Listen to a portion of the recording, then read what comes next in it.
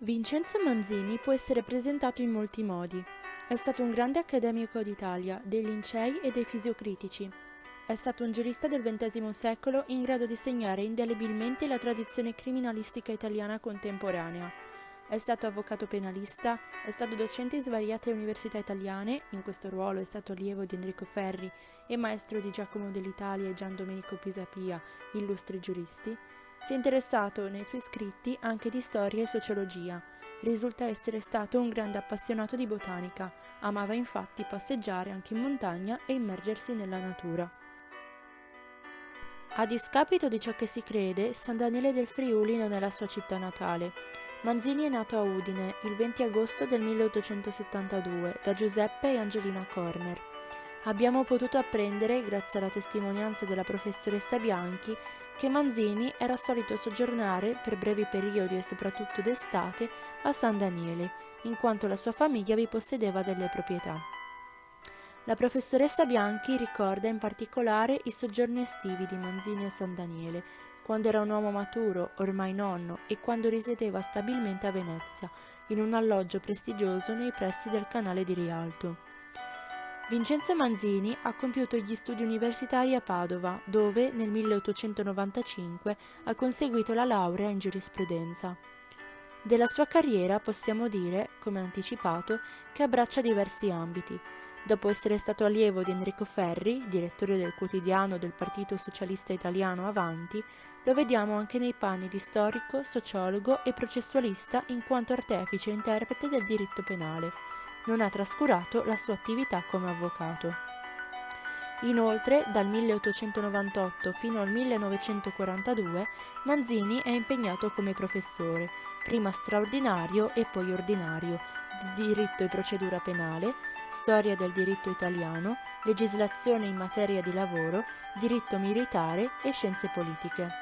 Ha avuto così l'opportunità di insegnare in numerose università, tra cui l'Università di Ferrara, Sassari, Siena, Torino, Pavia e Padova, dove rimane sino alla collocazione a riposo per limite d'età, ricevuta con titolo di emerito.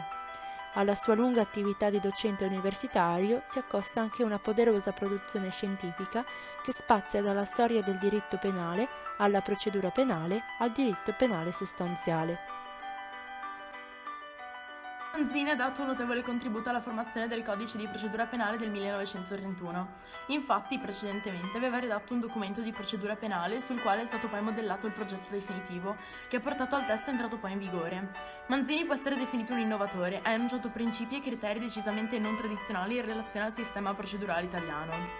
Tre principi di maggior rilievo spiccano la configurazione del processo penale quale rapporto processuale e l'identificazione dello scopo del processo penale medesimo, la concezione relativa alla funzione della custodia preventiva e la valutazione della prova e l'uso del libero convincimento.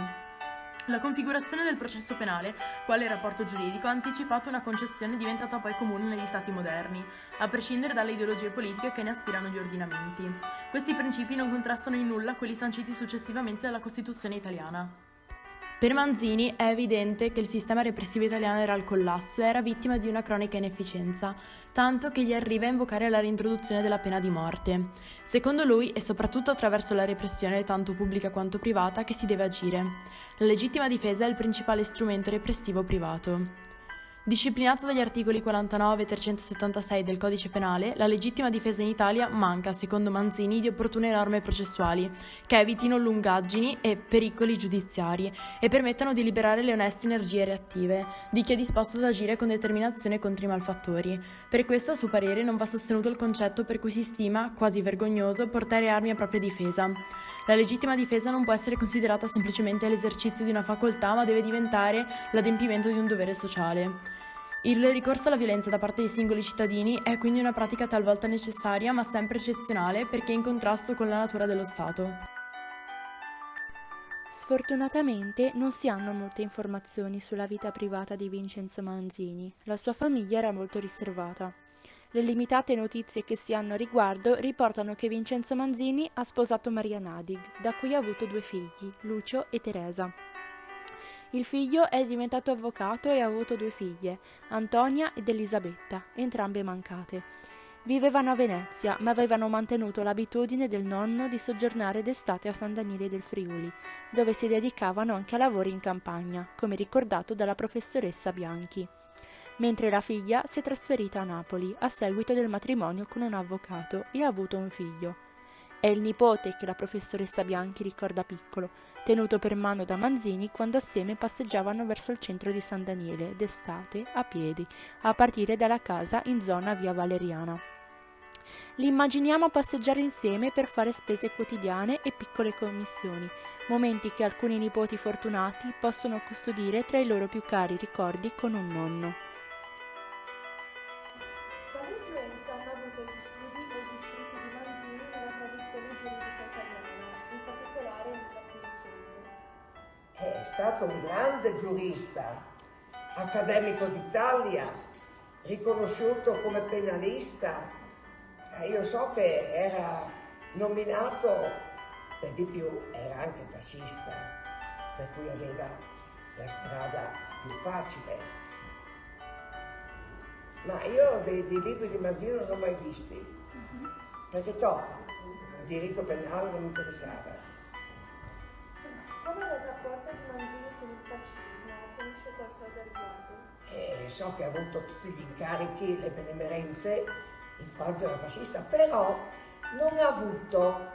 non si è sentito dire che abbia avuto, fastidi alla fine della guerra. Non che sia stato incriminato. Lui ha collaborato con Codice Rocco, ha collaborato con tanti altri scritti così, ma non ha avuto problemi con il fascismo. Non sarà stato uno molto esposto.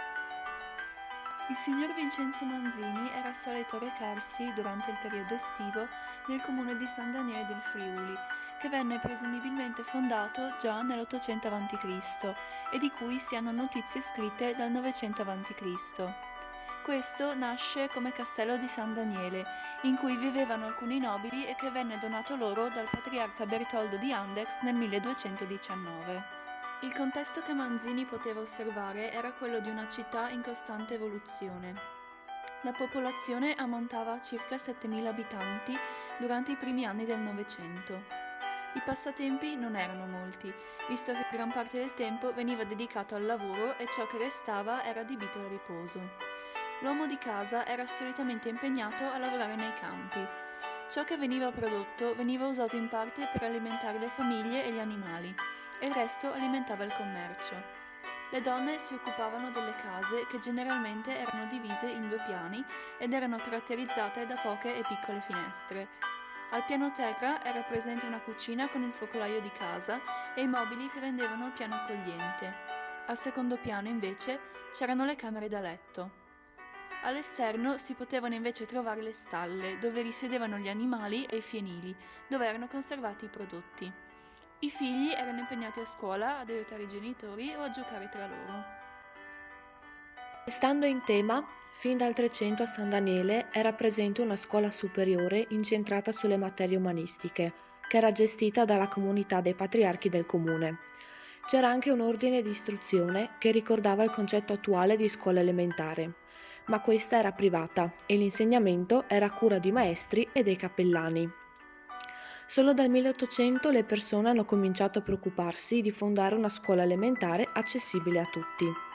Nasce quindi una scuola suddivisa in classi minori maschili, di cui inizialmente erano presenti 13 classi, e classi minori femminili, di cui solamente una era stata formata. In totale c'erano 716 alunni, di cui 31 ragazze. Queste informazioni ci vengono comunicate dall'autore Gian Domenico Cicconi nell'opera Udine e sua provincia. Nel 1866 vengono menzionate da Paolo Beinat 5 classi minori maschili e 4 classi minori femminili. Si hanno poi notizie della fondazione di una scuola professionale adibita all'educazione degli adulti. Le 9 classi minori si trovavano nell'attuale via Cavour, nell'ex edificio della scuola di avviamento professionale. Le classi femminili si trovavano nella sezione nord dell'edificio, ossia la parte vecchia, Le classi maschili, invece, erano situate nella parte sud dell'edificio. La scuola professionale si trovava in via Andreuzzi. Gli insegnamenti erano gestiti dai sacerdoti e solo successivamente il compito passò a dei maestri laici. Sotto la Corona d'Austria, la scuola era obbligatoria fino alla quinta elementare, ma dopo l'annessione all'Italia nel 1866, una legge, detta legge Casati, ridusse l'obbligo di frequenza fino alla terza elementare. Successivamente si tornò al vecchio modello, dove l'obbligo di frequenza durava fino alla quinta. Nonostante tutto, la frequenza fino agli anni prima della guerra non era molto elevata, al contrario, proseguì diminuendo, fino ad un punto in cui il numero di studenti frequentanti non superava mai 200 ragazzi, seppur le iscrizioni fossero maggiori. Sorprendentemente c'era un problema di spazi, visto che le classi esistenti non erano sufficienti ad ospitare tutti gli studenti. Il problema era sostanzialmente finanziario e dopo di aversi raccolto aiuti da parte del governo si poté arrivare ad un punto di svolta. Dopo una serie di proposte, alla fine si decise di costruire un edificio nella località della Braida di Clarino per convenienza economica e estetica.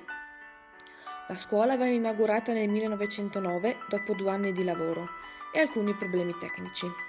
Successivamente, nel 1912, in seguito alle segnalazioni dei professori, si fecero dei controlli perché l'edificio dava segnali di instabilità. Alla fine vennero spese ingenti somme di denaro per le riparazioni, ma l'edificio era finalmente sicuro e poteva ospitare il crescente numero di studenti. È infine importante menzionare la costruzione dell'attuale asilo comunale nel 1910. Per quanto riguarda le famiglie, queste erano numerose, caratteristica facilmente riscontrabile nelle località di campagna. Le famiglie seguivano la gerarchia patriarcale, dove il padre era il fulcro della famiglia. Egli aveva tutte le responsabilità e prendeva le decisioni finali. A inizio Novecento avviene però un cambiamento all'interno del quale il passaggio di priorità all'interno delle famiglie cambia radicalmente. La gestione delle famiglie non è più interamente nelle mani del patriarca, ma si opera cooperando per il bene di tutti i membri della famiglia e non solo del singolo individuo. Parlando dei lavori più diffusi che i vari membri delle famiglie svolgevano, c'era sicuramente quello del contadino, umile mestiere ampiamente praticato fino agli inizi del Novecento e oltre. Legata alla vita dei campi c'era la lavorazione del ferro e del legno, che permetteva la costruzione di attrezzi per la lavorazione dei campi. Aratri, carri, falci e vanghe erano i primi strumenti utilizzati dai contadini. Facendo un breve accenno alle abitudini alimentari, le persone mangiavano generalmente i prodotti dei loro orti, come pomodori, mais o patate, ma non mancava il prosciutto, per cui San Daniele è tuttora conosciuto, e i cibi tipici friulani, così come il frico, il cotechino, il vino e la polenta. Altri mestieri artigianali di prestigio potevano essere quelli del purcitar o norcino, ad esempio. Questa figura aveva il compito di ammazzare il maiale, scuoiarlo e lavorare subito le carni. Grazie alla presenza del norcino era solito ottenere il cotechino, il lardo, le salsicce e soprattutto il prosciutto, elemento tutt'oggi caratterizzante della cittadina. In ogni famiglia friulana era poi presente la figura della filatrice, la filadresse. Esse provvedevano a tessere vestiti e tessuti di ogni genere per la propria famiglia. La tradizione delle filatrici e delle tessitrici è tuttora diffusa in certe zone della Carnia, dove era particolarmente radicata. Infine, si possono menzionare lavori particolarmente diffusi, come quelli del fabbro, del ceramista, del calzolaio, dei lavoratori del vetro e dei marangon, ovvero coloro che lavoravano il legno.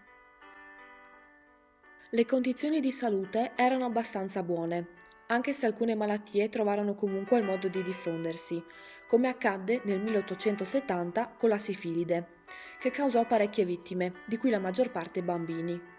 Ma il comune di San Daniele non fu colpito solo dalle epidemie. Nel 1817 si verificò una grave carestia, provocata in parte dalle guerre napoleoniche, e che venne successivamente portata avanti da un improvviso calo di temperature, che distrusse i raccolti portando in crisi il paese. Fu una catastrofe enorme che causò molte vittime.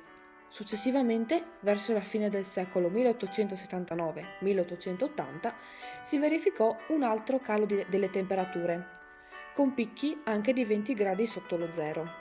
2 anni dopo si abbatté su San Daniele un violento uragano che causò molti danni soprattutto alle abitazioni. È fondamentale menzionare il progresso sociale e tecnologico che il comune ha vissuto nel giro di pochi anni, da cui sono scaturite in seguito le migrazioni dei cittadini. Grazie all'amministrazione italiana, San Daniele poté usufruire delle innovazioni democratiche da essa apportate, quali l'elezione del consiglio comunale e di quello provinciale.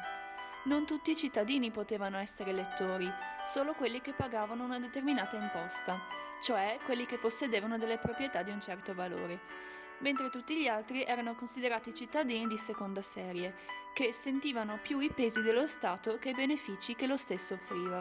Come al giorno d'oggi, il sindaco e la giunta venivano eletti dal consiglio comunale ed erano responsabili dell'amministrazione comunale. Quando Quintino Sella divenne ministro delle finanze, volle liquidare al più presto le grosse spese derivate dalle guerre risorgimentali, aumentando le imposte a danno dei compaesani. Si venne così a creare una spinta migratoria all'estero, come nell'impero asburgico, negli USA, in Canada, in Germania, in Russia, in Romania, in Argentina, nell'Uruguay e nel Paraguay.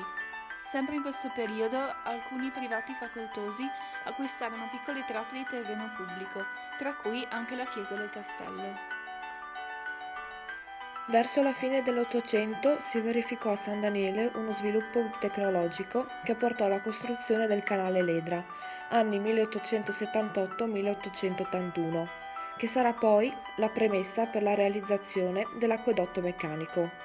I lavori iniziarono il 19 luglio 1877, sotto la direzione dell'ingegnere Locatelli, e il centro operativo era proprio a San Daniele.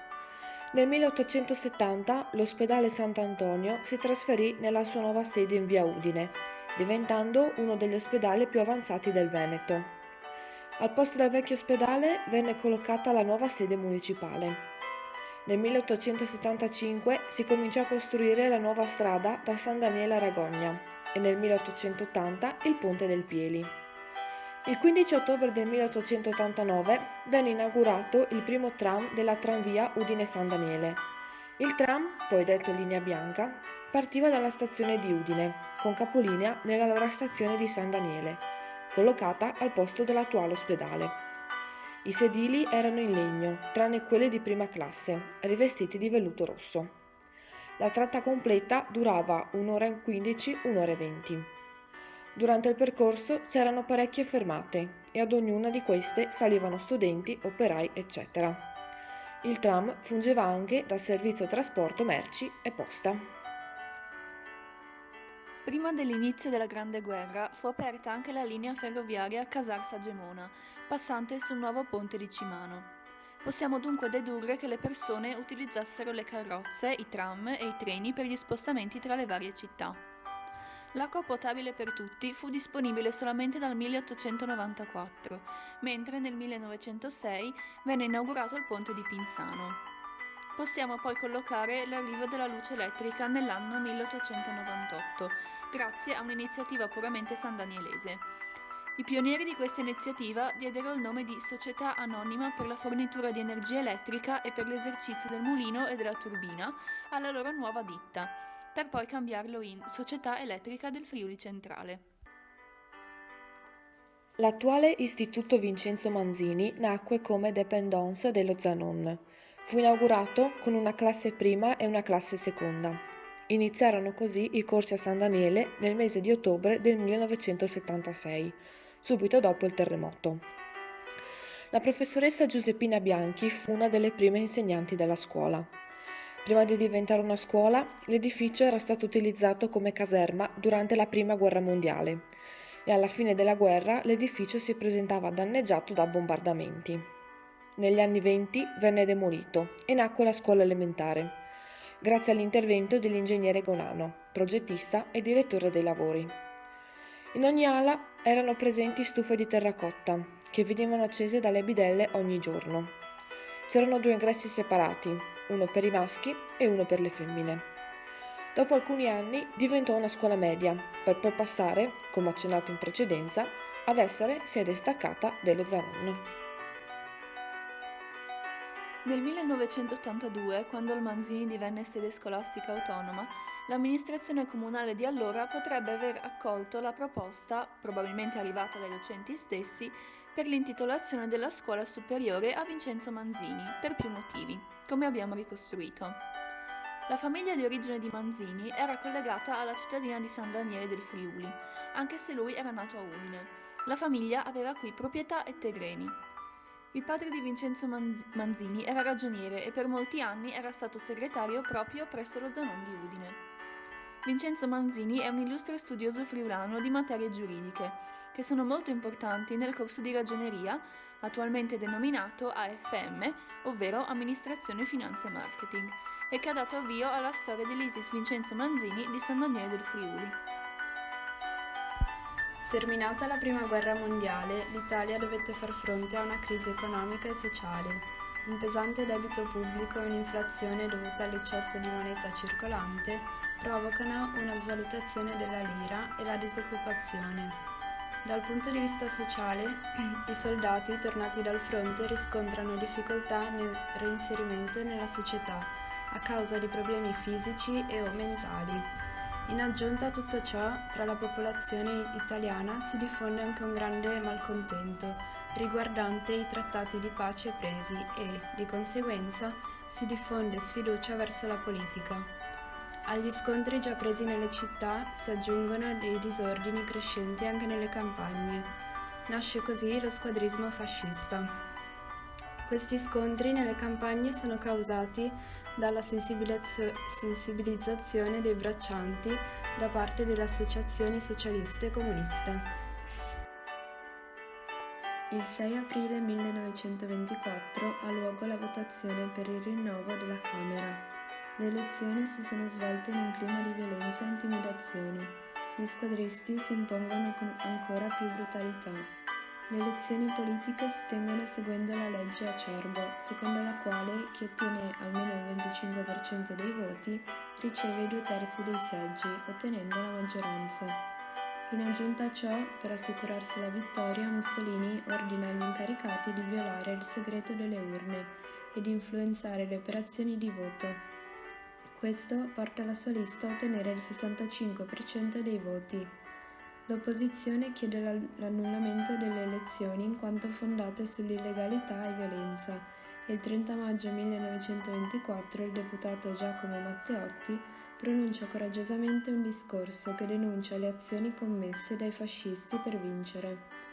La risposta fascista non tarda ad arrivare. Il 10 giugno Matteotti viene rapito da una squadra fascista mentre si reca verso Montecitorio e il suo cadavere viene trovato circa 2 mesi dopo. L'accaduto condiziona fortemente l'opinione pubblica, che ritiene responsabile Mussolini, segnando così per il fascismo il più grave momento di crisi. Il 3 gennaio 1925 il Duce, durante un discorso alla Camera, si assume la piena responsabilità della sparizione e dell'omicidio di Matteotti. Questo avvenimento porta all'inizio di un processo datato marzo 1926, guidato dal segretario nazionale del partito fascista Roberto Farinacci, in difesa dei sicari scarcerati poco dopo la sentenza. L'autorevole giurista Vincenzo Manzini ne scrive la prefazione.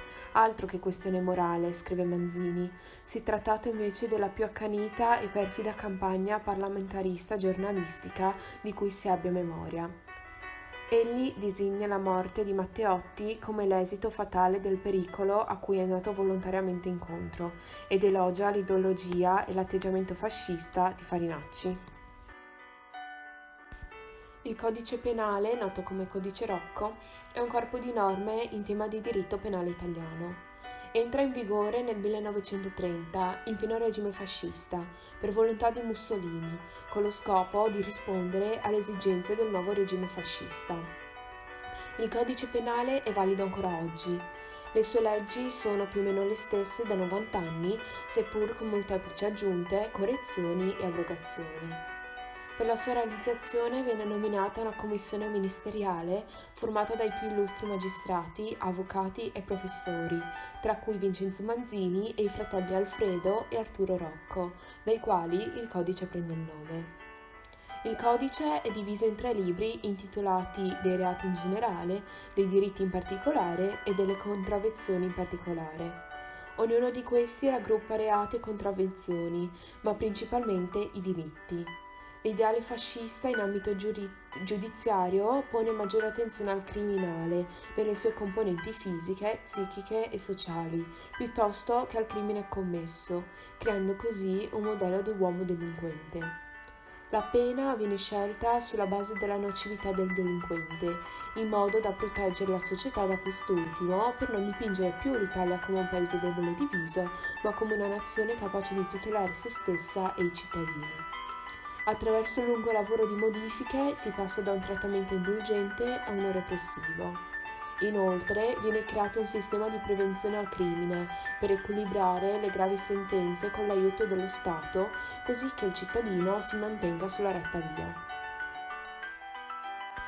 È importante conoscere e approfondire anche il contributo fornito da Vincenzo Manzini. Iscritto dal 1925 al Partito Nazionale Fascista, secondo una recente ricostruzione biografica si può considerare Manzini una figura fondamentale nella scienza criminalista italiana che fornisce un contributo decisivo al definitivo consolidamento dell'indirizzo tecnico-giuridico. Egli definisce il Codice Rocco come la massima espressione dell'ideologia fascista. Manzini sostiene fermamente le sue idee, come la pena di morte e la contrarietà alla presunta innocenza dell'imputato fino a prova contraria, nel suo apporto nella stesura dell'opera di codificazione sostanziale e processuale. Non arriva mai a rinnegare le proprie idee, nonostante talvolta si scontri con alcuni principi di base dell'ideologia fascista. Successivamente al crollo del regime fascista, l'Italia decide di mantenere in vigore il Codice Rocco. Senza dubbio, la dittatura è negativa in quanto sopprime le libere opinioni, ma il codice risulta attuale e fondato su principi intrattabili. Vengono comunque imposte delle modifiche, come l'abolizione della pena di morte e una riforma dei reati commessi. Il Codice Rocco è stato quindi capace di guardare al futuro e di essere conciliabile con Costituzione e Repubblica. I suoi redattori, Manzini è stato uno dei più attivi e influenti, sono stati così preparati da far sì che nessuno finora sia riuscito a eguagliarli. La massoneria. Il termine massoneria deriva dal francese franc-maçon e significa libero muratore. La massoneria è un'associazione segreta con origini antichissime, è nata nel 1717 quando le logge inglesi si riunirono a Londra per dar vita a un'istituzione comune, la Gran Loggia. Sorta per iniziativa di Desaguliers, un rifugiato ugonotto, di Henderson, un pastore della chiesa scozzese, e di Payne, futuro Gran Maestro. In seguito a questo evento iniziarono a sorgere le prime massonerie in Inghilterra e in Scozia e successivamente si diffusero in tutta l'Europa. Le prime associazioni massoniche erano composte da liberi muratori, spesso anche architetti, e avevano lo scopo di svolgere opere di assistenza e di beneficenza tra gli associati, seguendo gli ideali cristiani di amore per il prossimo. Con il passare del tempo iniziarono a venire accolti anche esponenti dell'aristocrazia, delle classi colte e persino degli ambienti ecclesiastici. Essi guardavano con favore il diffondersi delle idee illuministiche.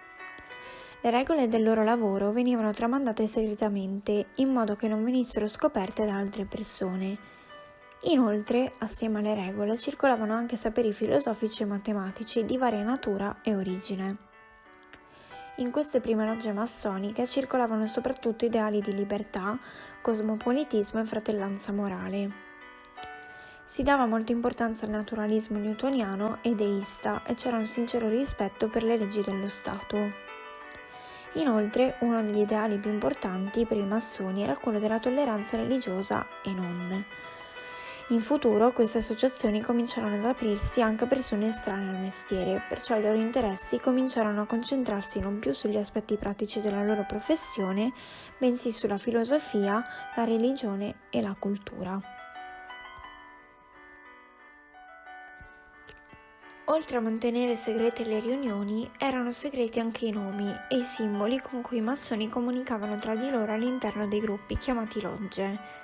I simboli principali di queste associazioni segrete erano la squadra, che indicava l'azione dell'uomo sulla materia, la livella per indicare l'uguaglianza tra i massoni, il filo di piombo, simbolo di onestà, e infine il compasso, che simboleggiava la spiritualità, la volontà, il genio e la capacità. Una particolarità misteriosa di cui nessuno sa il vero significato è la lettera G, spesso presente nella simbologia massonica. Ci sono diverse interpretazioni riguardanti il suo significato, tra i più diffusi troviamo God, Great Architect, Geometry e Gnosis.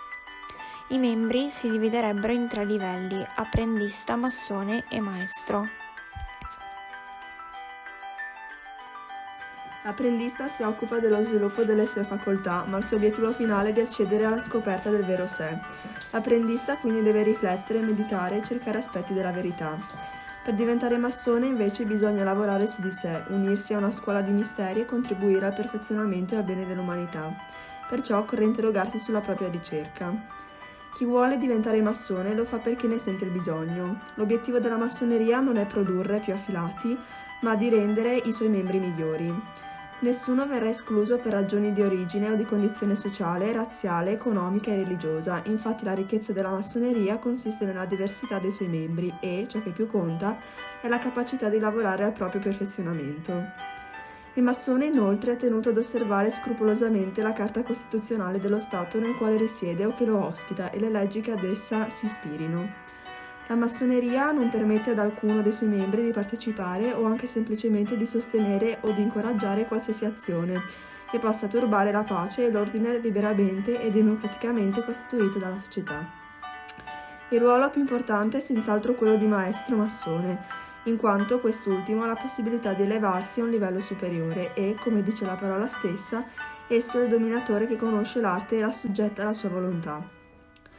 All'interno della massoneria esistevano anche dei riti massonici che erano divisi tra loro in base agli orientamenti politici e alla specificità nazionali. Dopo questa introduzione sulle origini della massoneria, poniamo l'attenzione su Vincenzo Manzini. Grazie alla consultazione di alcune informazioni ottenute grazie ai nostri compagni che si sono occupati della biografia di Manzini, siamo riusciti a scoprire che Vincenzo aveva ottenuto il ruolo di maestro massone. La sua attività di massone iniziò il 19 febbraio 1904 nella loggia Giovanni Maria Angioi di Sassari. Purtroppo però siamo riusciti ad ottenere solo queste poche informazioni riguardanti l'importanza che la massoneria ha avuto nella vita di Manzini. Ciò serve a sottolineare ancora una volta quanto le attività massoniche fossero segrete al resto della popolazione.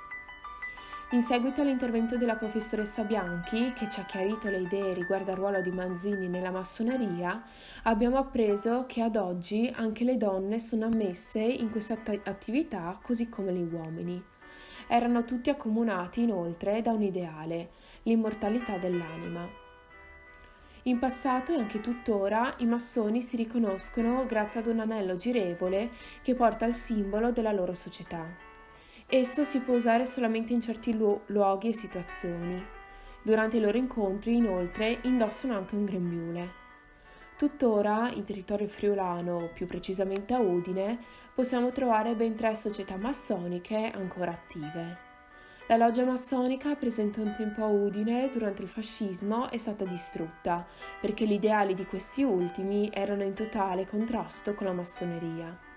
Si poteva trovare la massoneria anche qui a San Daniele.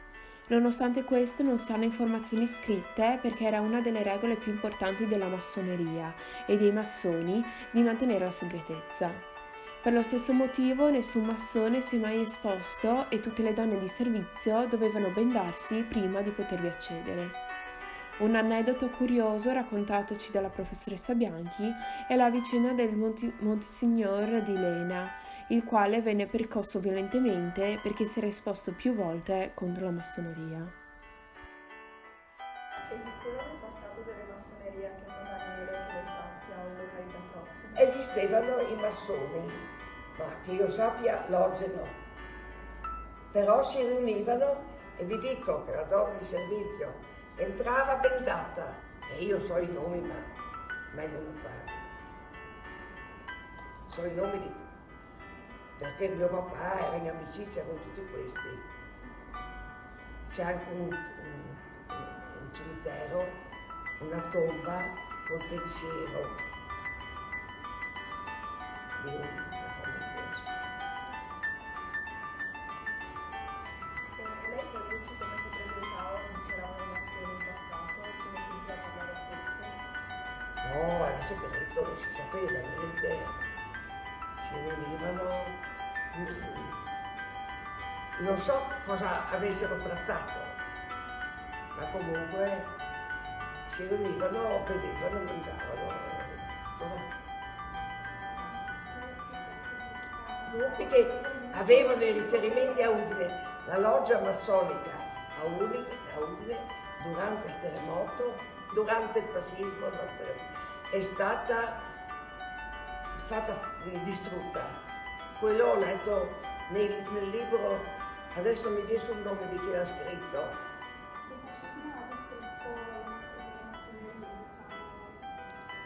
Il fascismo non erano d'accordo con la massoneria, per cui nessuno si esponeva, però forse rimanevano lo stesso uno, con i simboli, con tutto, ma non potevano esporsi.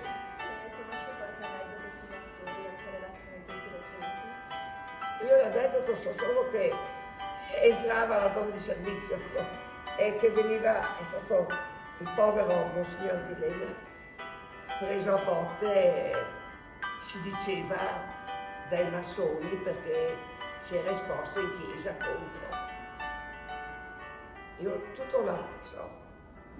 Mio papà non raccontava, ecco, che mio papà inizialmente fosse, ma essendo di famiglia cattolica, con mio nonno sicuro non poteva, e mia mamma non si immagina. Però lui aveva amici. Non credo che frequentasse le serate, no. E non mi raccontava. Lei ha mai avuto la curiosità di diventare un massone? Ma per dire la verità, volevo andare in fondo e vedere cosa discutono, questo sì, perché io sono sempre stata curiosa in tutto e per tutto. E lì mi sono letta tutti i libri e ho conosciuto anche un mio compagno d'università a Udine, regge una loggia, che sono 3, una in via Marangoni dovrebbe essere, e le altre 2 non so. Uno era anche mio collega, che era presidente dell'allora Cassa di Risparmio e dopo della fondazione, che anche quando è morto ha messo il gran maestro come si chiamano? Non nel cielo, insomma, con i 3 puntini. Bisognerebbe vedere anche nel necrologio, e anche i necrologi facevano ogni tanto, adesso non si vede, qualche volta, ma quello del presidente della Cassa di Risparmio, che è stato mio collega all'Istituto Professionale di Stato, avvocato lui, avvocato la moglie, e Nicola alla morte, che era lì ai 3 puntini, il gran maestro annuncia, e non so come che formula, nell'eterno, credevano nell'immortalità dell'anima. Dopo aver concluso questa ricerca sul rapporto di Manzini sulla massoneria, possiamo dire di essere rimasti molto colpiti dal ruolo importante che la massoneria ricopriva già a partire dal XVIII secolo e che continua a svolgere tutt'oggi. Inoltre siamo rimasti stupiti dalla segretezza che veniva mantenuta da queste associazioni. È curioso anche il metodo con il quale i massoni si riunivano per discutere riguardo tematiche attuali, con il tentativo di migliorare la situazione politica, economica o sociale. Durante il nostro percorso di conoscenza dell'illustre figura Vincenzo Manzini, ci siamo accorti del fatto che si tratta di un personaggio molto complesso e controverso. Nonostante il suo pensiero fascista, è necessario riconoscere che era una persona sicuramente impegnata, seria e dedita al suo lavoro. Noi, che ci siamo occupati di Manzini in relazione al codice Rocco, troviamo impressionante il ruolo che ha avuto nella stesura di un documento che anche oggi ha una così grande importanza.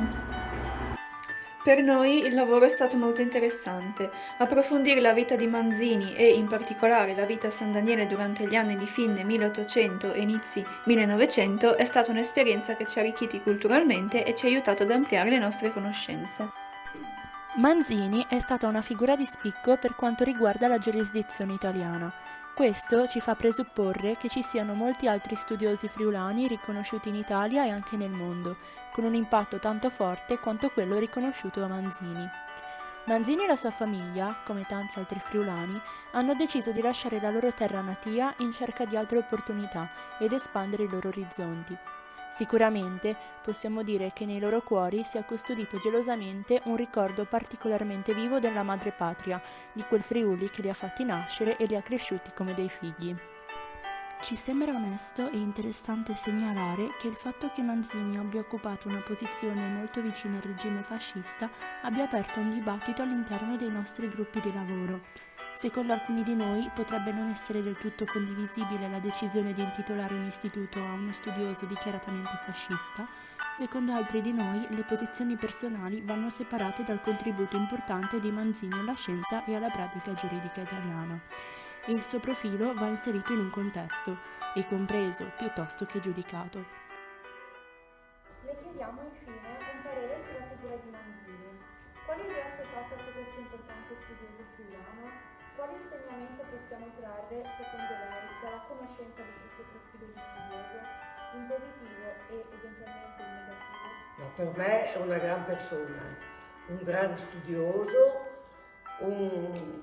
un personaggio di tutto rispetto.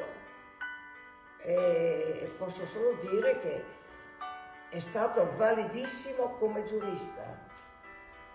Di più, io ho parlato con lui, ma salutato forse quando veniva da mio papà, ma era molto schivo, una persona che va del pezzo, ma ho un ottimo ricordo di lui come personaggio.